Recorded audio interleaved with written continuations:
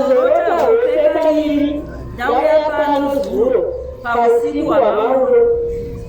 Ndisati ndauya pano ndakarota mutumwa Ernest Pompa zvaAfrica pakuwala riri bani rakati sandara risina kana muti kana dombo. Mutumwa waMwari achiti kumwanakomana wake anopfeka magirazi, ini vanoti Mwari vazive, iwe unofanira kuti utaurire vanhu vangu, ndo basa randiri kukupa. Mutumwa andokufamba ndokuenda nemakumbo ake kwete ari pauchera. Ndauya pano ndakarotazve ndichidedza zita rekuti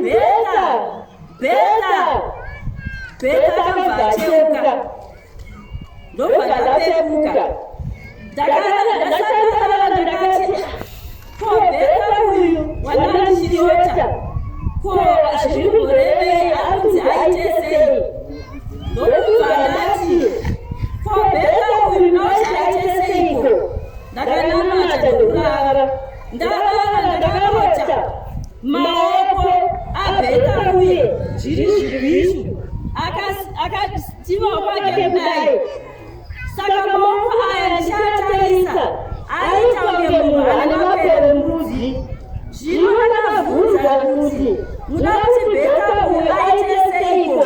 Zvikanzi Bheta uyu ari pano anofanirwa kuti ateuriwe.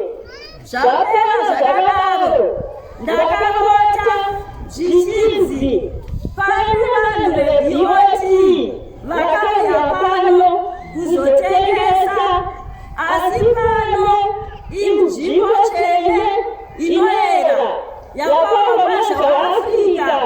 Zvino maBOT ngaapinde muchechi anobate Mwari nokuti nguva yapera. Kudzai Jehovha. Ndinazvo zvokutenda pamberi paMwari. Ndida kutenda Mwari kuti Mwari akandirwira. Ndakarwara muna 2019 ndikabatwa chirwere cheHIV positive. Ndiri kuchipatara ndakaona bhishopu mudzidzisi watipinda imomo asvika kubvisa ropa rese randanga ndinga rakati ndine HIV. Ndichibva ndati ropa rese rikapera. Ndichibva ndaitwa ropa rakanaka.